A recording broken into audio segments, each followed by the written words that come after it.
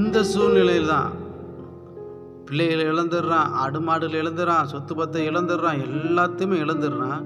அந்த சூழ்நிலை தான் யோபு சொல்றாரு பாருங்க, நிர்வாணியாய் என் தாயின் கர்ப்பத்திலிருந்து வந்தேன், நிர்வாணியாய் அவ்விடத்திற்கு திரும்புவேன். கர்த்தர் கொடுத்தார், கர்த்தர் எடுத்தார், கர்த்தருடைய நாமத்திற்கு ஸ்தோத்திரம். இவைகளில் எல்லாவற்றிலும் யோபு பாவம் செய்யவும் இல்லை, தேவனை குறை சொல்லவும் இல்லை. பாருங்க, அவன் வாயினால் தேவனை தூசிக்கல. பிள்ளைகளை இழந்தா இந்த காலத்தில் நாம் பார்க்கும் பொழுது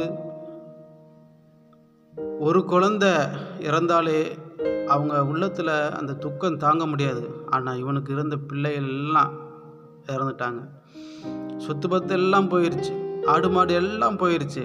அப்படி இருந்தும் தேவனை அவன் தூசிக்கல, தேவனை குறை சொல்லலை.